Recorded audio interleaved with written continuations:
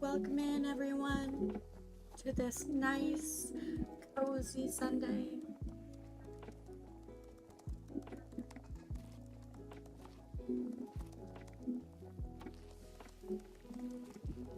Stream will be starting shortly.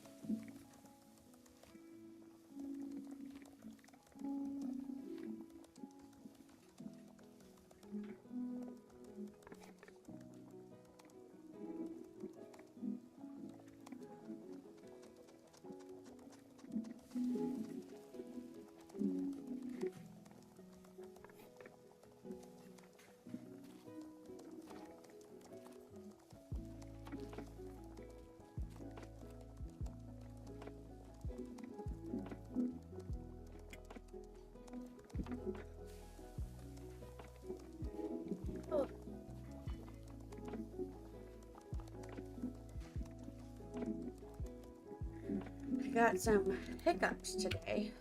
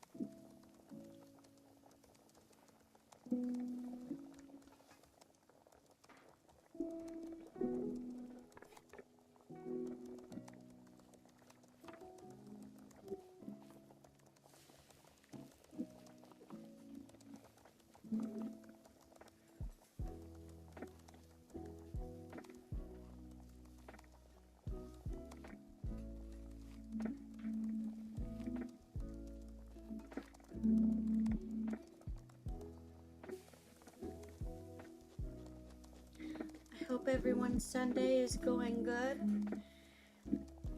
For me, my morning was slow but nice. I got to sleep in, so that was lovely.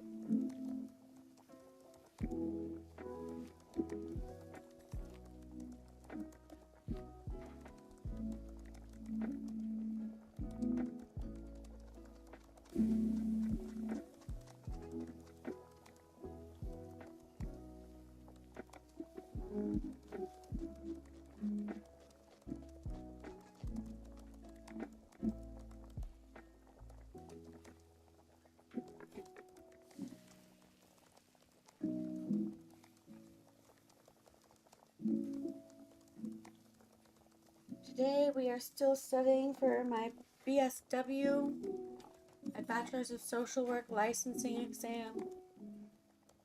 So that'll be nice. Stick around. Enjoy the cozy vibes.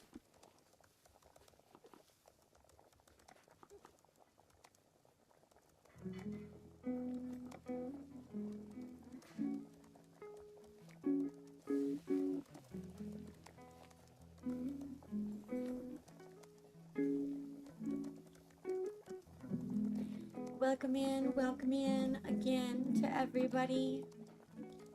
So nice to have you here. As always, I appreciate all the support. It is always nice to have support. Studying is never fun alone. Even with people, it can be tedious. And this is just one of the ways that I encourage myself to study. Hopefully it's helpful to other people as well, so that you're not alone with your studies or with whatever projects you are doing. I know I have some people who do like crafting and crocheting and stuff like that rather than study at the same time. Aw, thank you for the lanterns. Welcome in, Ribby. So, and Taylor, welcome in, welcome in.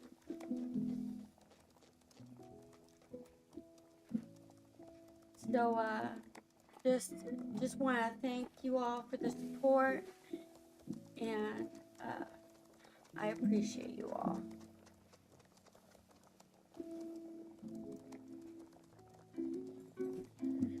So,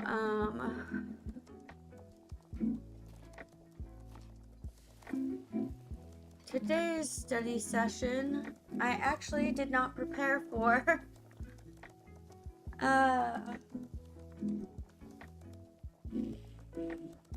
So Ty and I were looking for cars over the weekend, and we got distracted looking for cars, and we got a new car yesterday. We found a car that was in our budget, and we nabbed it. So that took up most of our most of like my weekend prep time. So I didn't get to really do that as I had hoped. But on the plus side, we now have a family vehicle. So, woo! So congratulations on the 15 stream streak, Taylor. That's pretty big.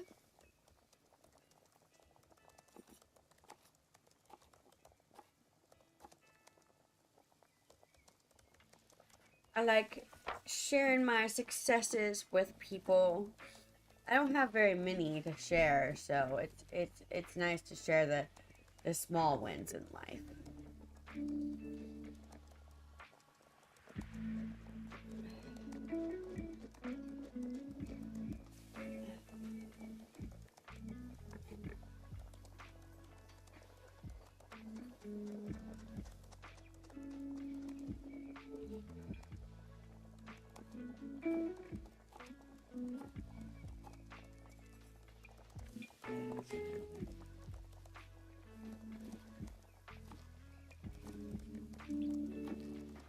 We got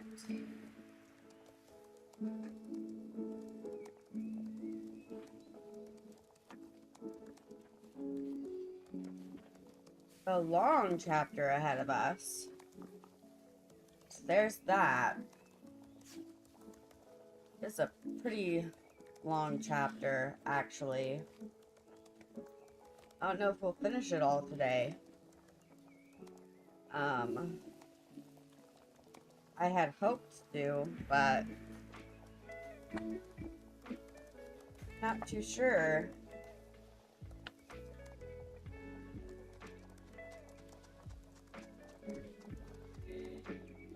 Hello, Vulgar. Welcome in, welcome in. So nice to have you join us. We're gonna do something a little different today. I'm just testing out some stuff and trying to be more interactive with my community through this study sessions and stuff. And I know we usually do quiet ones where we do like study 25 minutes quiet and then 25-minute reviews. But I'm just gonna, because I was doing it last week, actually trying it out, it seems to have better results for my community. Me doing the content with you guys out loud. So I'm actually gonna be reading, paraphrasing my book to you guys, and studying with you guys. And if you have questions, let me know. We're just gonna do things a little differently today, so more interactive. But the flashcards being so interactive really seems to do well for the community, so I want to do this and see if that is also the same result.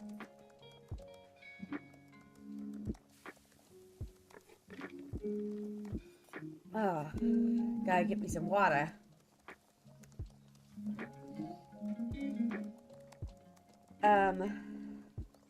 Let's get started.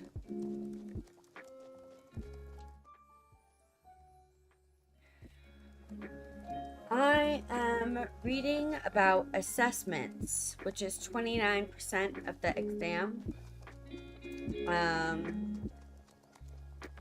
I'm on chapter 5, assessment methods and techniques.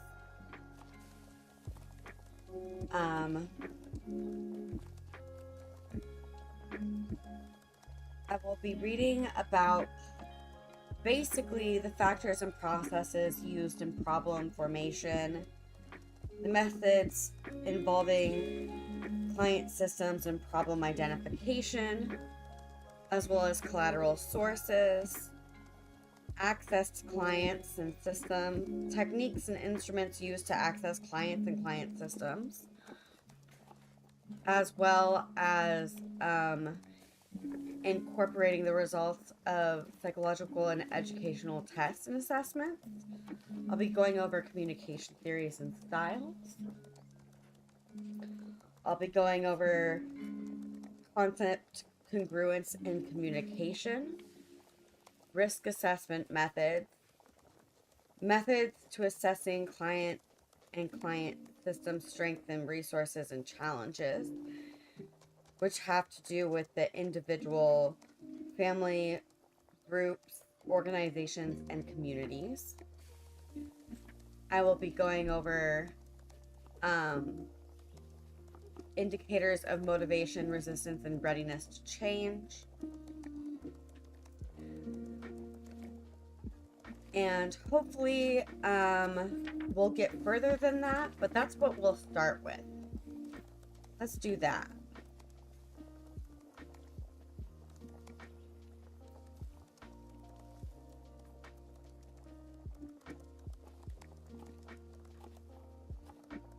I don't know if that might take up longer than 25 minutes. That might have to be 2 separate sessions.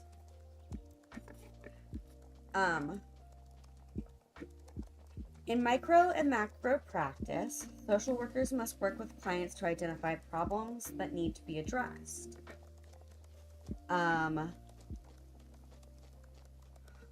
Although this seems straightforward, it is difficult to isolate issues that need to be addressed and to result in change. We need to know the symptomology of the client and the client system, which means that we need to be able to identify part of the problem, determine the issues that are causing the problem, know when it occurs and its magnitude.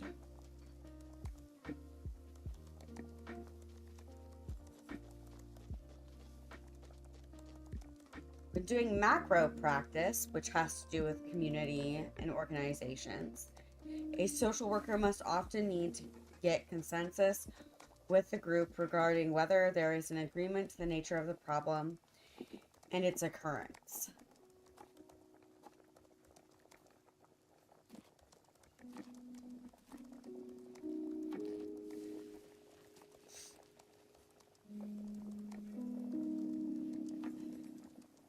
It is often useful in problem identification to determine that which is not the problem. Such a technique will ensure that these elements are not grouped in with those that are targeted and will assist in narrowing down the focus. The problem should always be considered within the person and environment perspective, which we also call PI for short. And who doesn't love PI? And using a strength-based approach. And we kind of went over a strength-based approach before. A strength-based approach really looks at the strengths of the client, the resilience that they have, the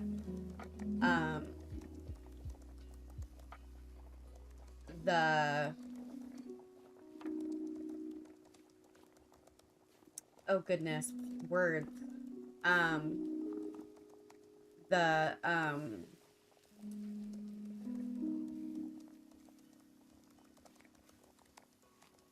The things that they have at their disposal already that can be utilized to help them.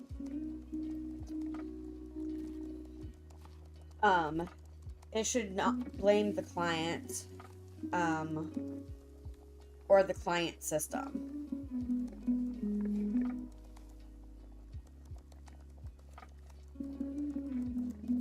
So, social workers focus on assisting clients to identify problems and areas of strength, as well as increasing problem-solving strategies.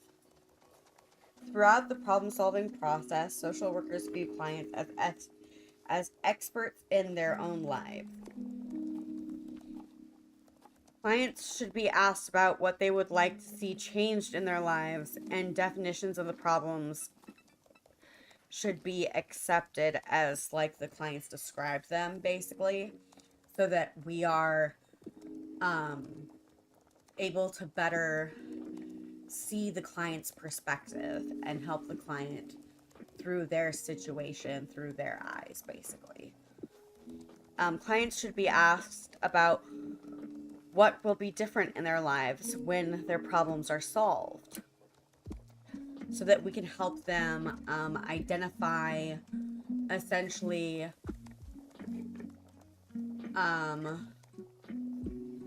their vision of what they want to achieve. Because as a social worker, our goal when working with a client is always to better their situation, to resolve their issue that they are facing. Social workers should listen carefully for and work hard to respect the directions in which clients want to go with their lives, their goals, and the words they use to express these directions. Clients should be asked about the paths that they would like to take to make desired changes. Perceptions should be respected, and inner resources should be maximized as part of the treatment. Which resources is what the word that I was trying to think of earlier. Yes, we want to utilize the resources that the client already has. Whether that's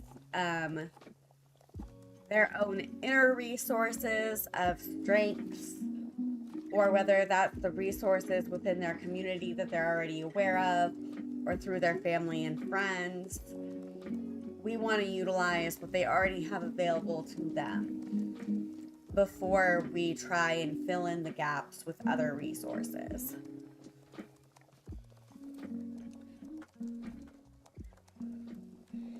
Use of collateral resources often involve family, friends, and other agencies and physicians.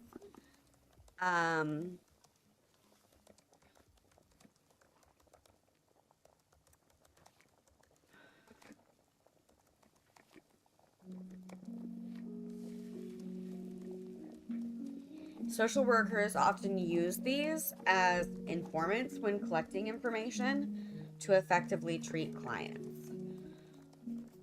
These sources can provide vital information because other professionals or agencies may have treated clients in the past. Collateral information is often used when the credibility and validity of information obtained from a client or others is questionable.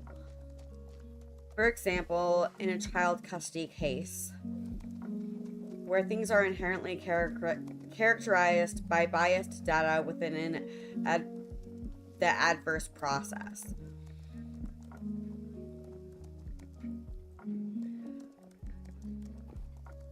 It is necessary to evaluate the integrity. Excuse me. It is necessary to evaluate the integrity of information gathered through use of collateral information.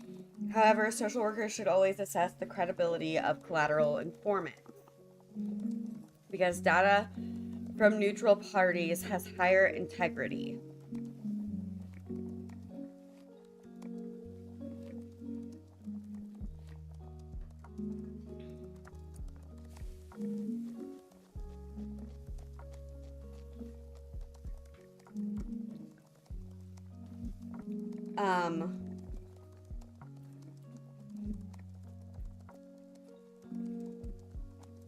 Using multiple information sources is an excellent method for social workers to have accurate accounts on which to make assessments or base interventions.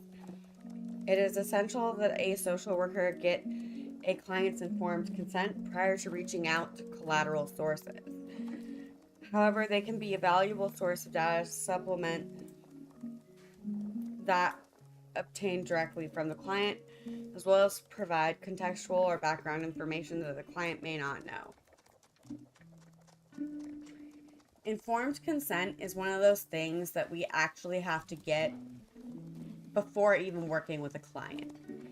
It is like the discussion has to be had before we actually do treatment and stuff. We have to get informed consent to treat them. We have to get informed consent to like it has to be clearly defined, at least in my eyes. unless like court ordered and stuff. Because there are times when working with a client, a social worker will have to work with a client who's been court ordered to see them. Often, however, that's only the case if the social worker like works with CPS or in a government position.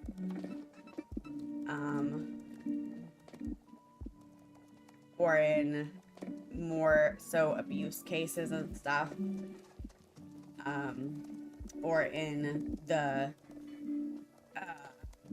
criminal forensic social work areas.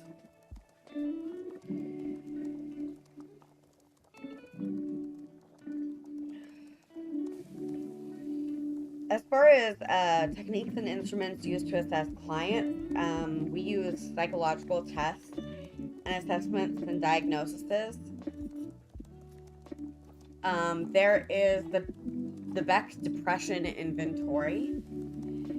There is the Minnesota Multiphasic Personality Inventory, the Myers-Briggs Type Indicator, the Rorschach Ink Blot Test, the Stanford Binet Intelligence Scale, the Thematic Apperception Test, and the Welchester Intelligence Scale. All of which I have to know what they do. So let's go over those.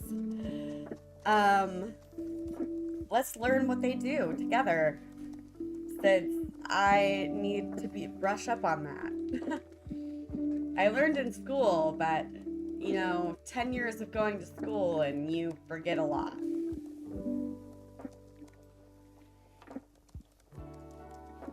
That's a lot of information to cram into your head.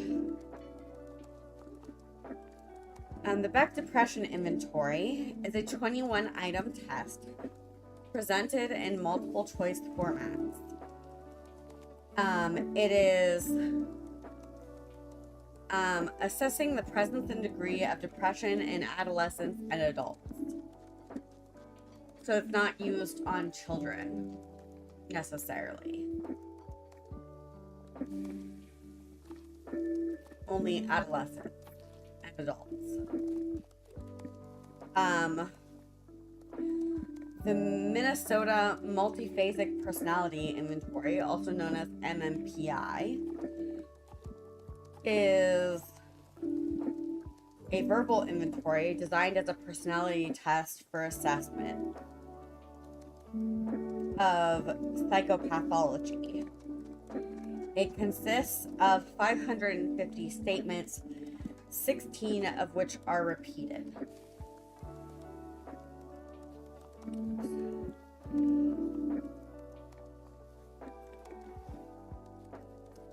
The Myers-Briggs Type Indicator is the one that I'm most familiar with. That assigns a personality type to an individual. It is also known as MBTI. It is a self-reported inventory that attempts to classify individuals along 4 theoretically independent dimensions. The first dimension is a general attitude toward the world, either extroverted or introverted. The second dimension is perception, divided between sensation and intuition, and the third dimension is that of processing, that which the information is received, and that is seen as either thinking or feeling. The final dimension is judging or perceiving. And it assigns those letters to you in a personality.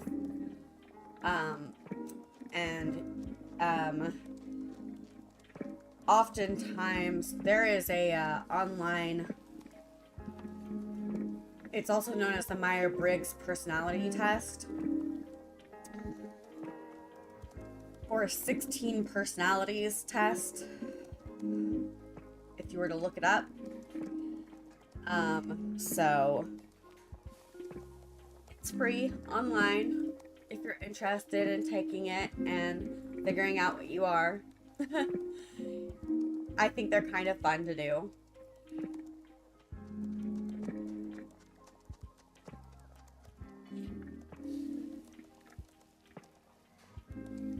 At least that one is, anyway. The Rorschach ink blot test is also pretty well known.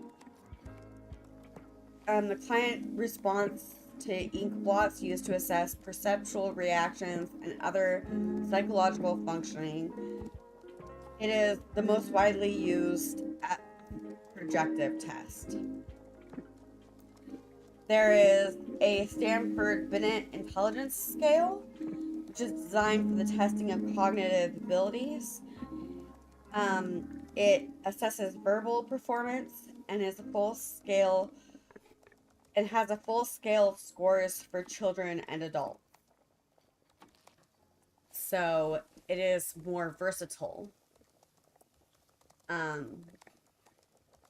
than some other assessments that we use, in the fact that it treats multiple age groups. Thematic apperception test, also known as TAT, T-A-T, is another widely used projective test, where a series of pictures or ambiguous scenes are used. Clients are asked to make up stories or fantasies concerning what is happening or has happened or is going to happen in the scenes and a description of their thoughts and feelings. It assesses the client's imagination for use in understanding the client's current needs, motives, and emotions and conflicts, both conscious and unconscious. Its use in clinical assessment is generally part of a larger battery of tests and interview data.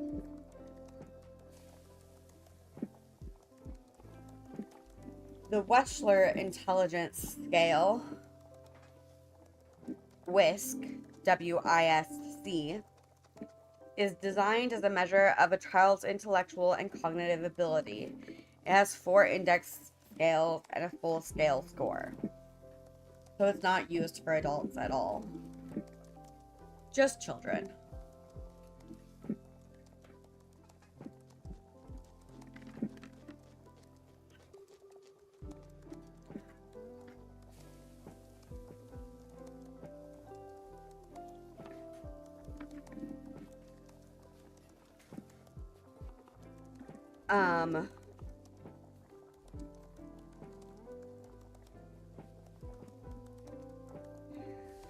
Social workers use both tests and assessments to help formulate diagnoses and to guide treatment for clients. Psychological tests are instruments used to measure an assortment of mental abilities and characteristics such as personality, achievement, intelligence, and neurological functioning. They often form the questionnaires. They may be written, verbal, or pictorial tests. The tests may also be referred to as scales, surveys, screens, checklists, assessments, measures, inventories, and so on. Psychological tests are one of the main things that we do. But we don't do them alone, if that makes any sense. Like, as a bachelor's degree in social work, I wouldn't do a psychological test alone because I can't do mental health work without a master's degree or without being overseen by somebody in the state of Washington. in the state of Idaho, I have to have a master's degree, and it doesn't matter whether or not I'm overseen by somebody, I can't do it. So, um,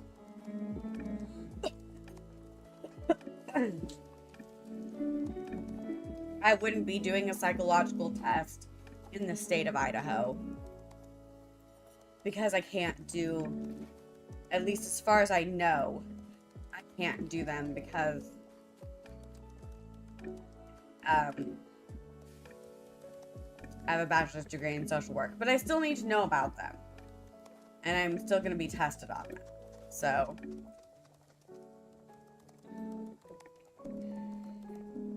educational tests measure cognitive thinking abilities and academic achievement. These measures provide a profile of strengths and weaknesses that accurately identify areas for academic remediation and insight into the best learning strategies for clients. They provide details into the learning process that will provide clients, family members, and school staff with best learning strategies for the client. They're necessary for documentation and legal purposes, as well as the presence of disabilities. They do not guarantee that their findings will be accepted by schools or accommodations provided, however, based on educational tests. Reaching decisions to have educational testing is often arrived at after a period of struggle, distress, and different efforts at improving the educational process with limited success. That is something that I would be doing a lot of with my bachelor's degree.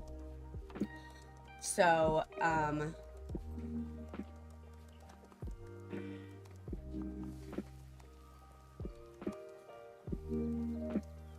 yeah. Social work assessment is a more comprehensive process that may utilize the results from educational and psychological tests, but may also involve interviewing a client or family, reviewing a client's history, and checking existing records and consulting with previous or concurring providers. This is most of what social workers do before they do any other tests.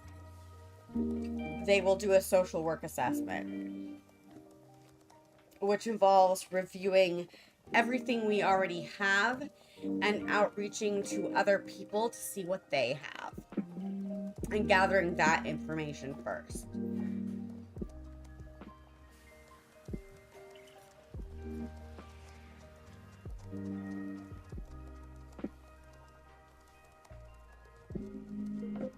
Some common tests within social work assessment are achievement aptitude tests, intelligence tests, job occupational tests, personality tests, neuropsychological tests, and specialized clinical tests.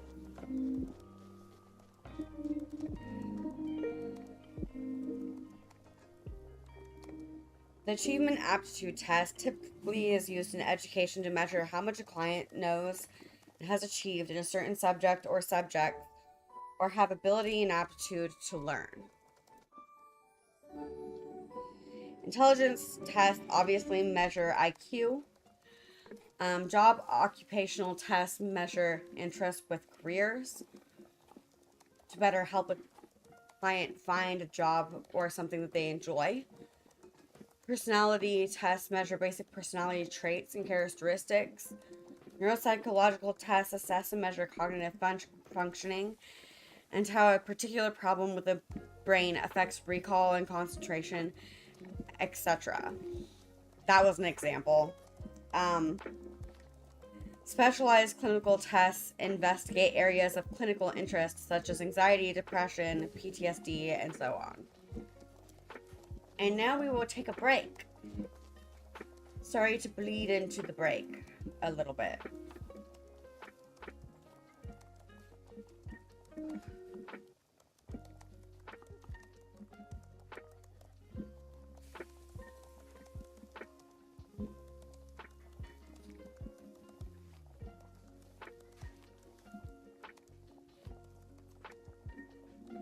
If you guys have any questions, let me know. it's pretty basic stuff that they're reviewing. Um, but um, they want you to know the generalness of stuff and the definitions of stuff um, when you take the exam, as well as how to use it. So I have to not only read the book to be reminded of what it is and stuff, but do other research to kind of figure out other stuff, which I do off stream.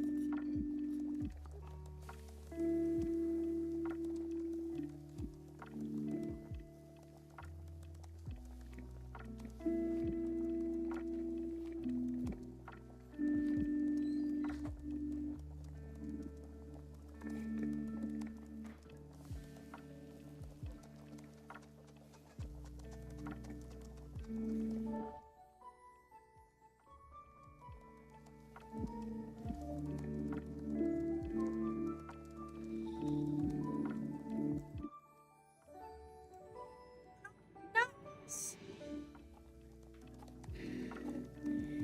Tata, you took the personality test. It says that you are an advocate, an INFJT. You know what's funny?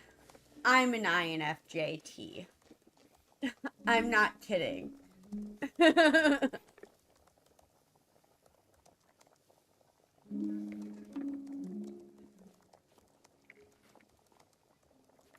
It was one of the reasons why I picked a social work degree.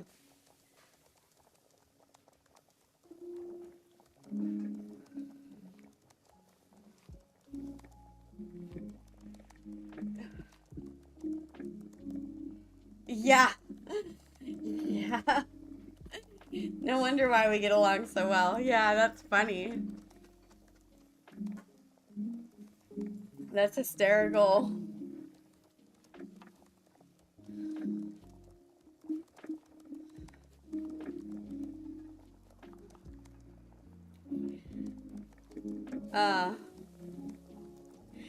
So, we are going to continue.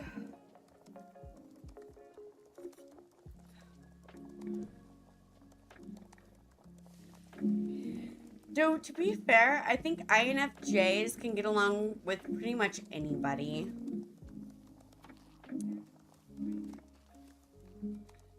Like, we have a pretty understanding personality.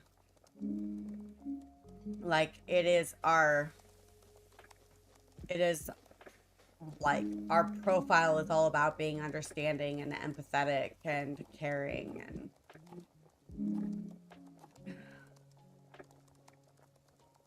it is who we are.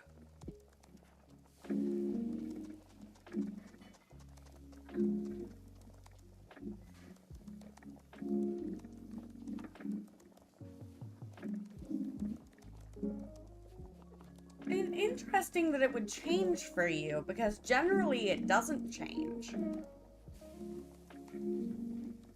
So I think that's very interesting.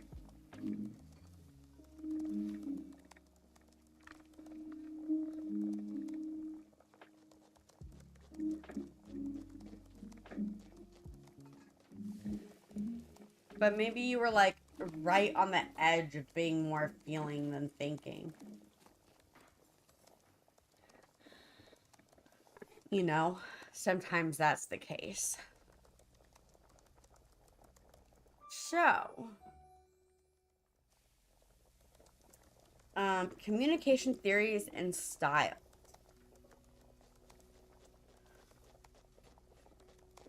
Communication theory involves the way in which information is transmitted and the effects of information on the human systems, how people receive information from their own feelings, thoughts, memories, physical sensations, and the environment, how they evaluate this information, and how they subsequently act in response to the information.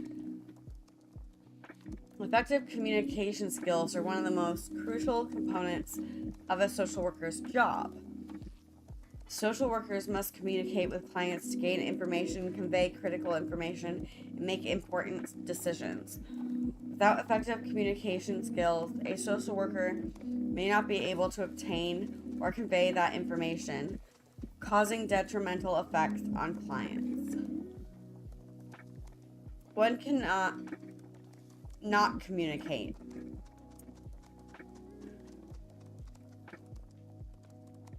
Even when one is silent, one is communicating. Silence is very effective when faced with a client who is experiencing a high degree of emotion, because the silence indicates acceptance of those feelings. On the other hand, silence on the part of the client can indicate a reluctance to discuss a subject. A social worker could probe further with a client who is silent for an unusually long period of time. When I was in school, they had us ask, what would we ask a client if a client was silent? How would you deal with silence? And one of my main responses to that was, I would ask, so, what's on your mind?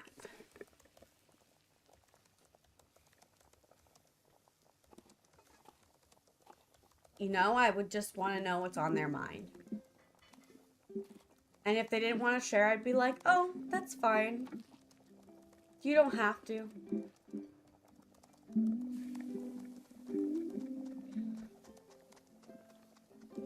I was just curious.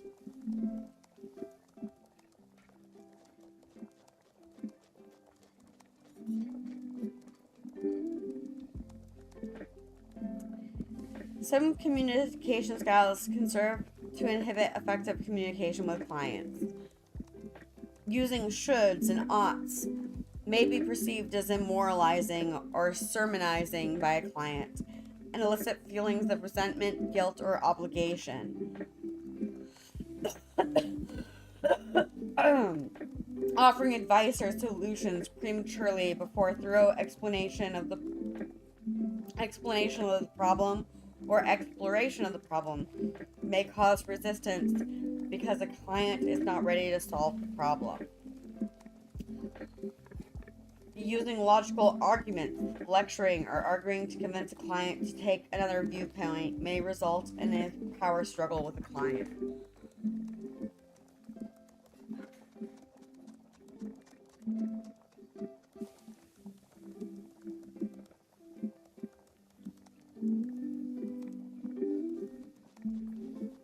Yeah, that's interesting, Taylor.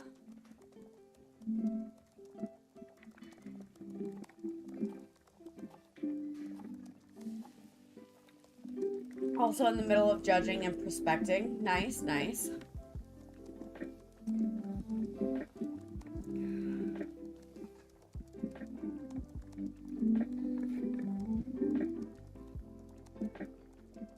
Judging, criticizing, or blaming or are detrimental to a client and not therapeutic to the relationship. A client would respond by becoming defensive or worse yet, internalizing the negative reflections about himself or herself.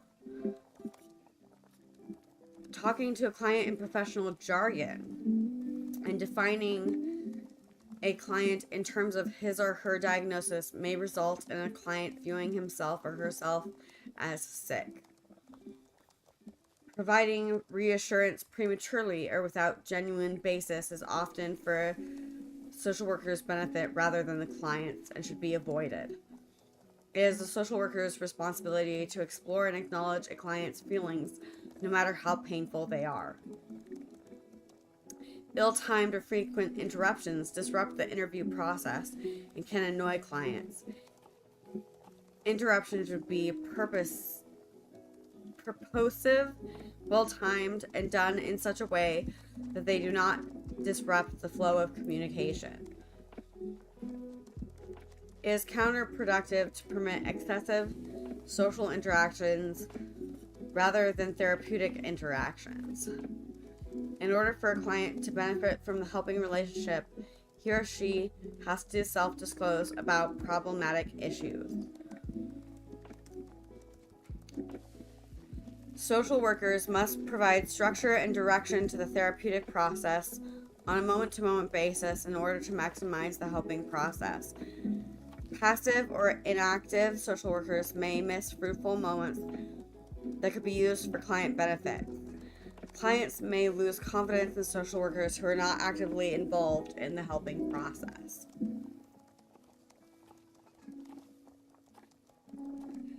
And so it just went over all the things that should be avoided that can inhibit effective communication. And these are things that I'm going to have to keep in mind when they do the case examples during the exam that I'll be reading. And then they expect me to pick an answer of, what's the best response to this? Or, what should you do first? Type questions.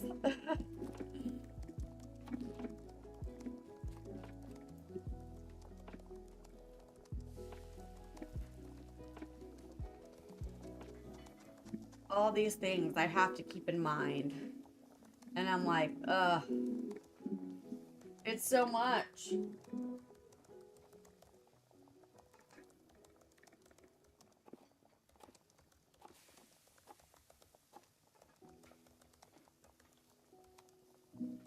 I can do it, you guys. I can do it.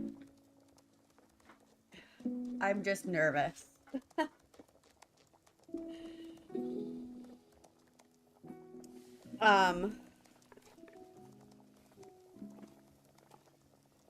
The following are communication concepts that are critical to the social work practice: acceptance, cognitive dissonance, context, double bind, isholalia, information processing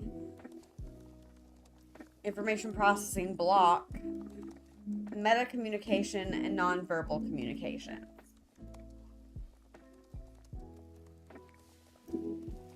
All which, again, I have to know.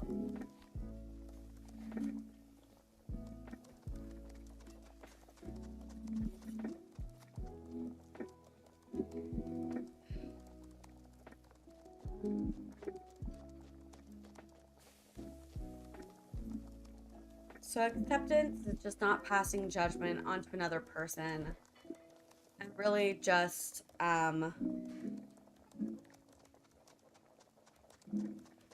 allowing clients to let go of frustration and disappointment, stress and anxiety, regret and false hopes.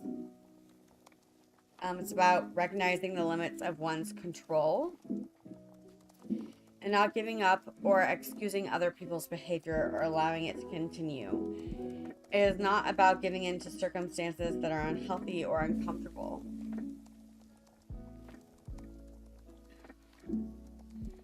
Cognitive dissonance arises when a person has to choose between two contradictory attitudes and beliefs.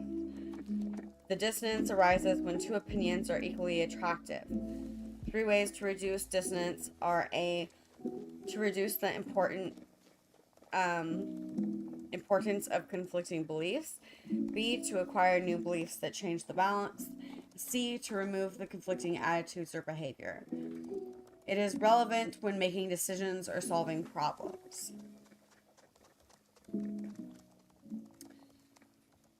Context is basically circumstances surrounding human exchanges of information. That's not necessarily how I would describe it, but that's how the book describes it. Double bind, offering two contradictory messages and prohibiting the recipient from noticing the contradiction.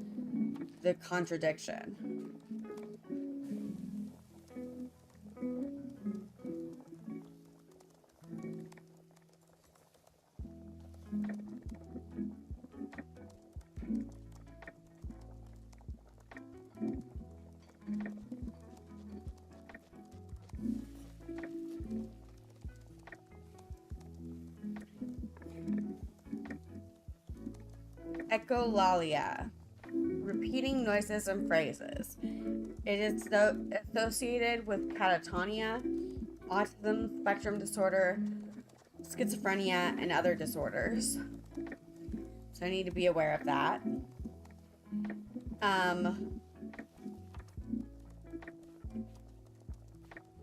Information and information processing are pretty straightforward.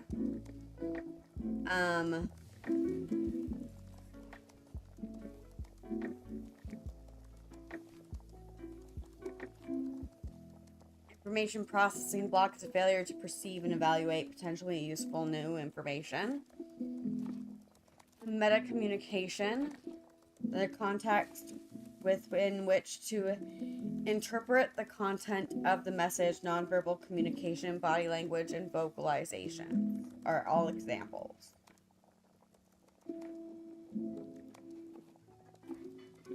Nonverbal communications are like facial expressions, body language, which could be posture, tone of voice, things like that.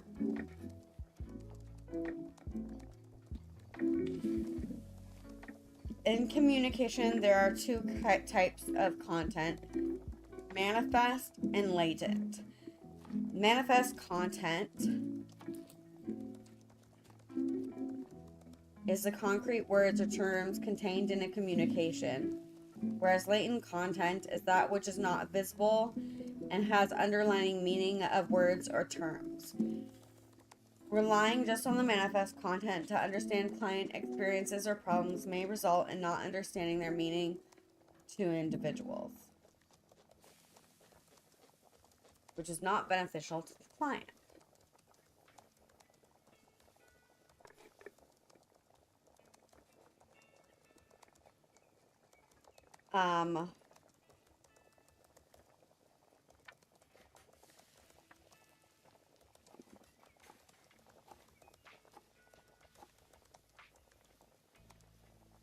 The concept of congruence in communication.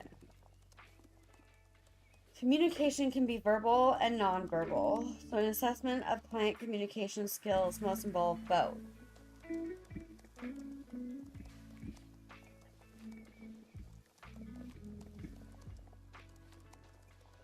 And then it goes on to state that congruence is the matching of awareness and experience with communication. It is essential that a client is able to express himself or herself and that this communication is reflective of his or her feelings.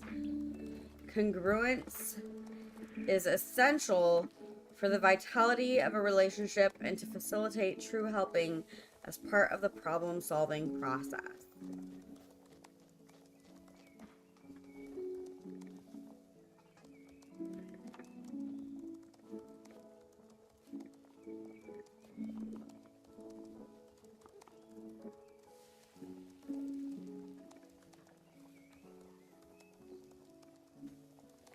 Risk assessment method.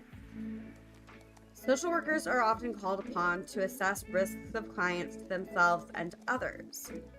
These assessments are not easy because there are no indicators that definitively predict whether a client will act on his or her feelings or desires to hurt himself or herself or others.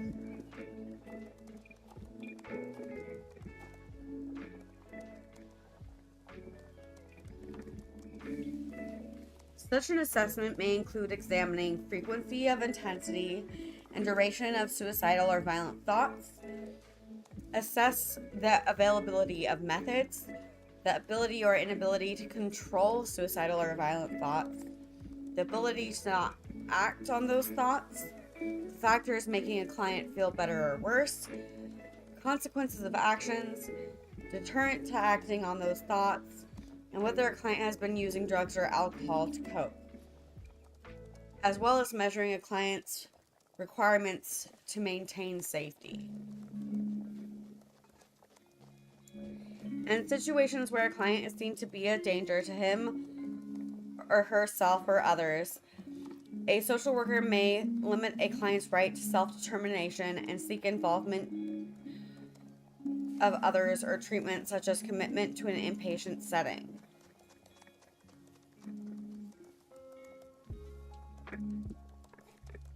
In this situation, it is called a duty to warn.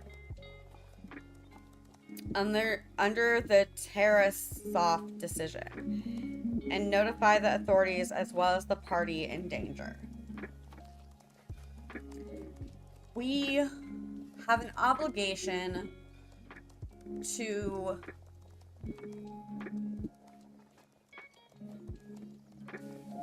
the client's safety no matter what. It takes precedence.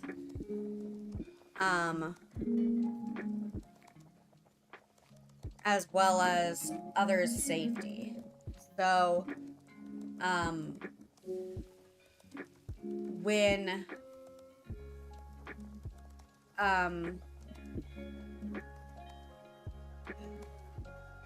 when people say, oh, you can't share that information with other people, if you were telling me that you are going to hurt another person or hurt yourself, and you are sincere and you are going to act on it, or I believe you are going to act on it, I have to do something about it. I can't just sit there and go, oh, you said I couldn't say anything.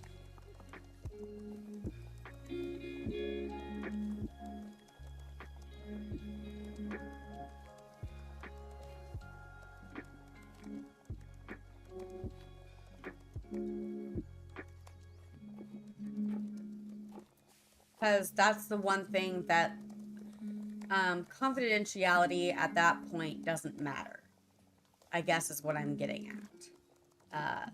That's the one case in which we can breach confidentiality. The other way in which we can breach confidentiality is when we are subpoenaed or court ordered. So, and that just means that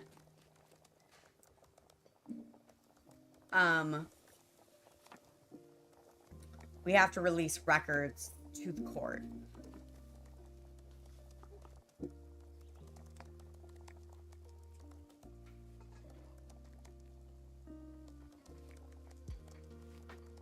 Methods to assess the client system strengths, resources, and challenges. Clients typically seek social worker services to help with problems or difficulties. Assessment generally focuses on the problem. This focus can lead to overemphasizing a client pathology and dysfunction without the same attention to client strengths, capabilities, and achievements. This should be avoided. Information on both strengths and challenges are needed to get a full understanding of the client situation. Social workers must be sensitive to client strengths and skillful in using them to achieve service goals.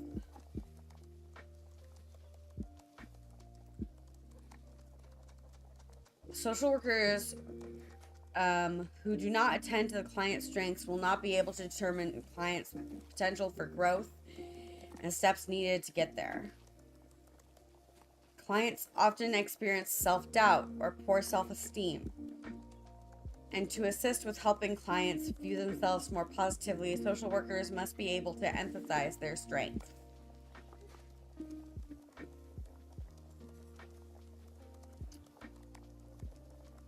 Strengths which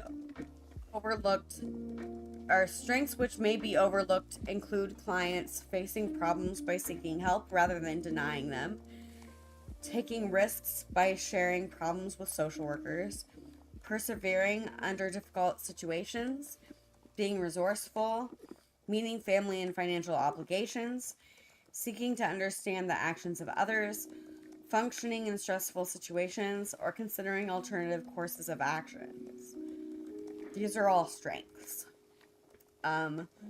Methods to identify more about a client's strengths, resources, and challenges can be obtained by seeking exceptions, determining when the problem does not exist or occur, such as locations, times, and contexts. Or you can scale the problem. Identify the severity of the problem on a scale of 1 to 10 according to the client. You can also scale motivation, estimating the degree to which the client feels hopeful about resolution. Or ask a miracle question by having a client determine what would be different if the problem did not exist.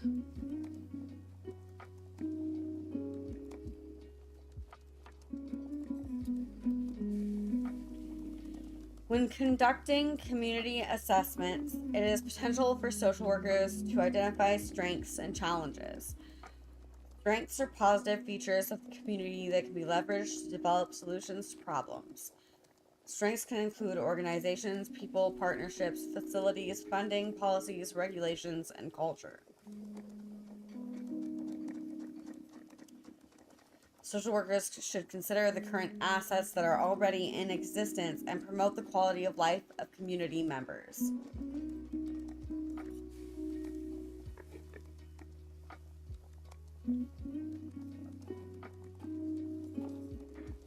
Examining the presence and utilization of strengths in communities can assist a social worker in determining if similar assets can be found in its target community.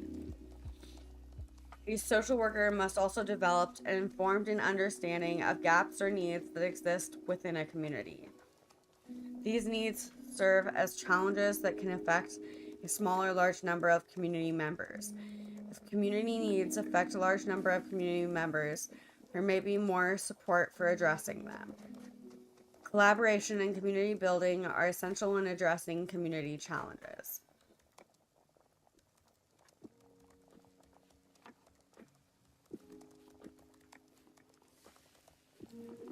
There's also a number of methods for data collection related to community strengths and challenges, such as interviews, observations, surveys, which can help in accurately defining what would be best for the client.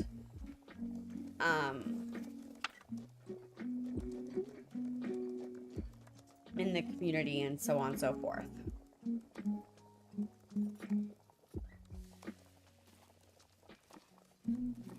Indicators of motivation, resistance, and readiness to change.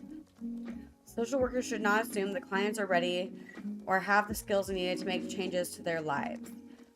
Clients may be oppositional, reactionary, non-compliant, or unmotivated. Attitudes or behaviors are often referred to as resistance. These indicators include limiting the amount of information communicated to a social worker, silence or minimal talking during sessions, engaging in small talk with a social worker without irrelevant topics, engaging in intellectual talk by using technical terms and abstract concepts, and asking questions of the social worker that are not related to client issues or problems, being preoccupied with past events instead of current issues, discounting, censoring, or editing thoughts when asked about them by a social worker, false promising, flattering a social worker in an attempt to soften him or her so the client should not be punished to act, not keeping appointments, and payment delays or refusals. I find that the that flattering is mentioned is interesting only because they mentioned the client will not be punished to act, and I don't know what they mean by that. Like, a social worker is not going to punish a client. like, what are we going to do? Like, I'm confused.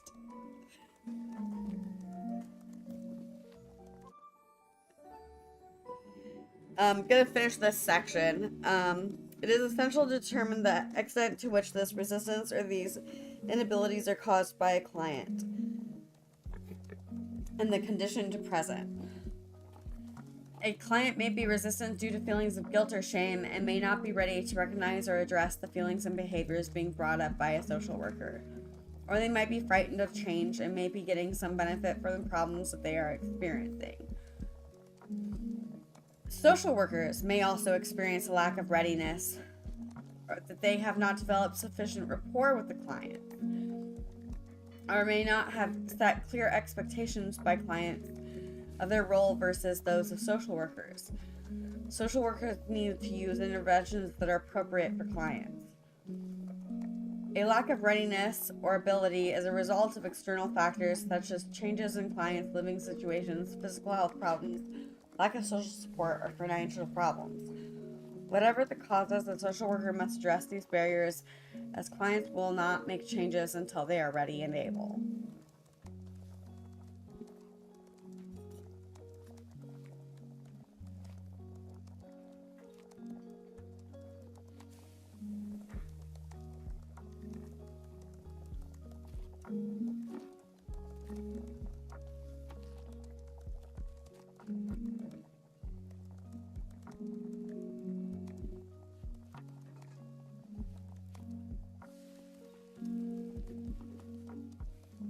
So, break time.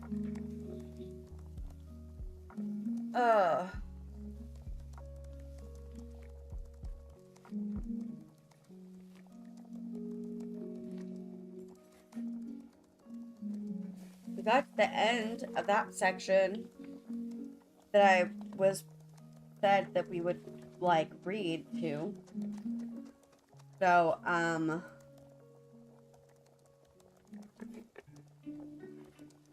now we just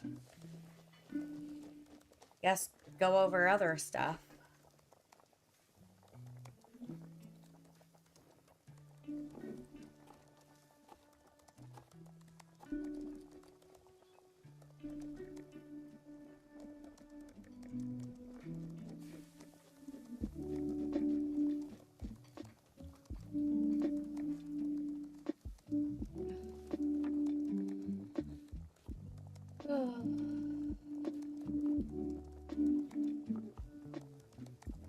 So much talking.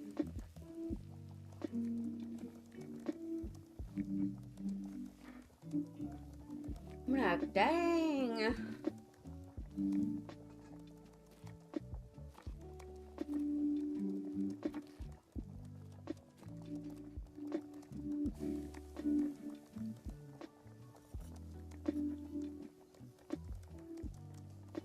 I don't know. Part of me feels like the book doesn't really help that much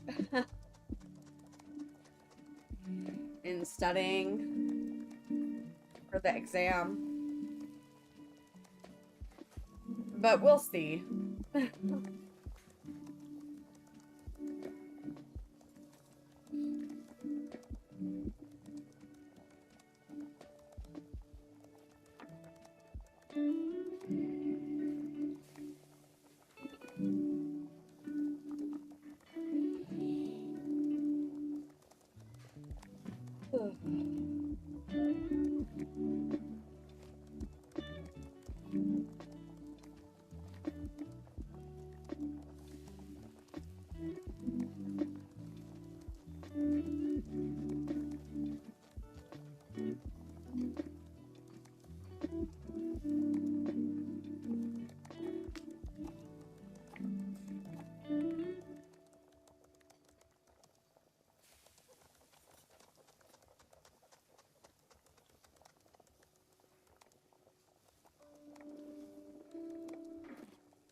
We are pretty much almost halfway through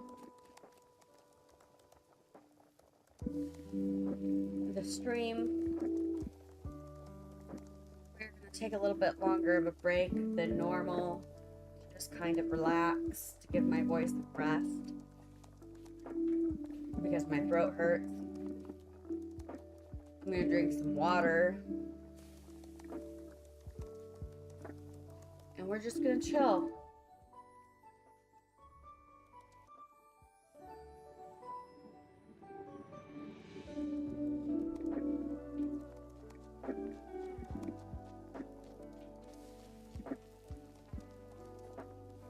And then we're going to continue, and you guys can let me know if you have any questions or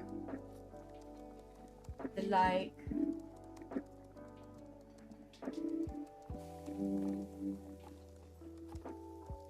I do not mind.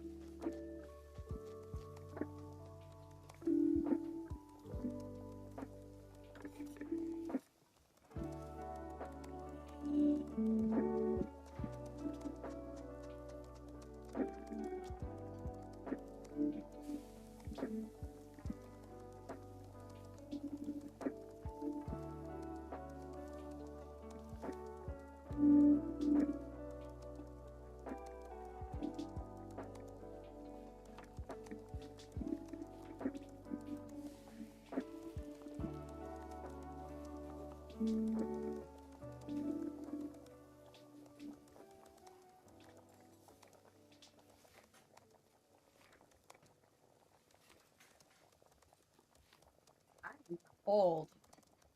Now I'm gonna grab a blanket.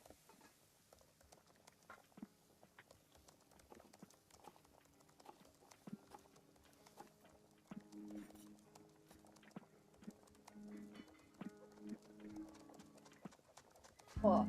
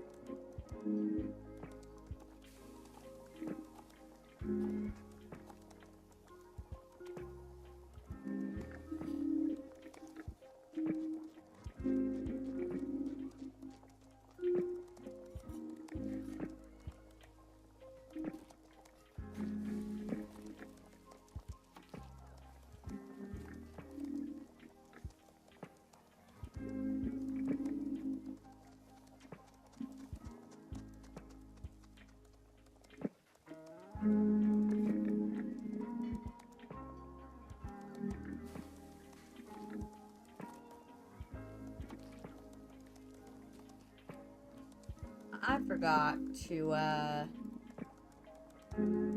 kind of go into the mode where I was studying. My bad.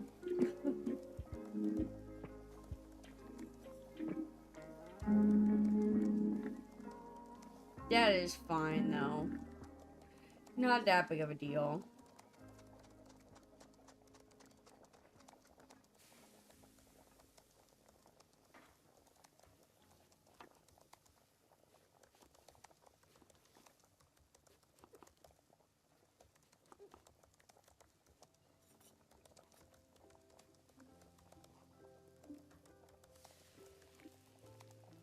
My little character in game.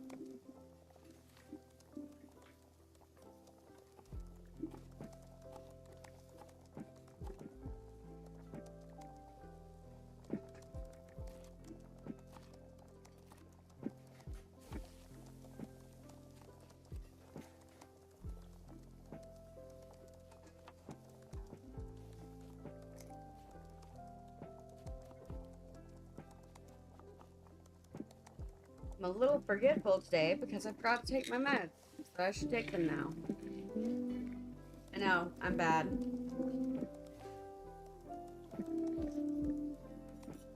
Shame on me.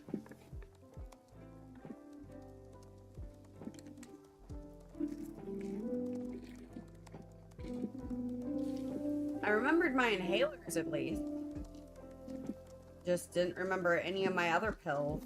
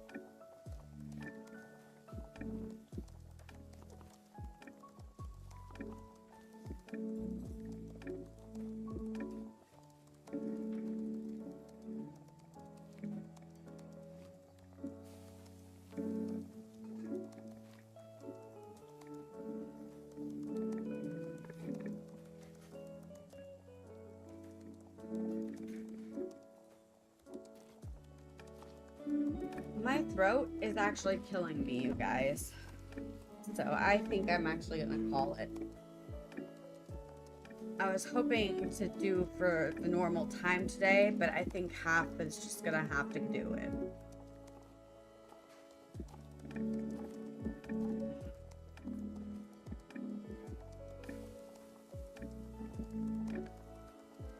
Had some health issues last night that woke me up at like 1 o'clock in the morning with a coughing fit and stuff. And so my throat is still recovering from that.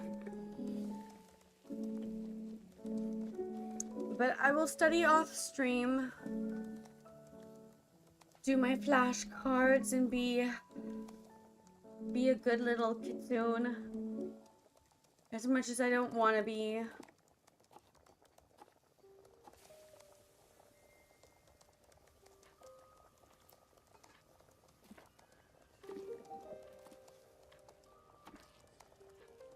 I know my streams are being short lately.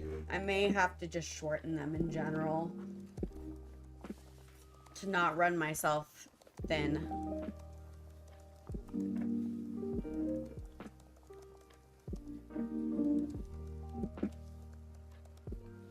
My health has not been that great lately.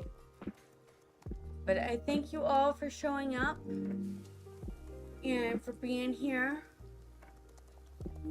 And I hope that the break was nice and that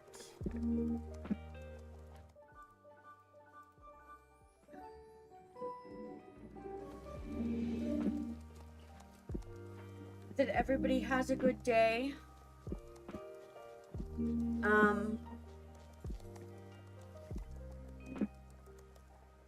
I hope this was relaxing and informative for many of you.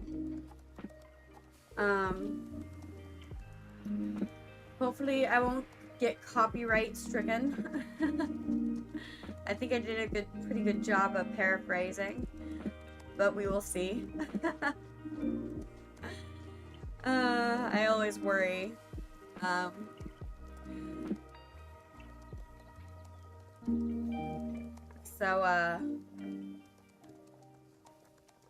Everybody have a good rest of your day, and I will see you next time.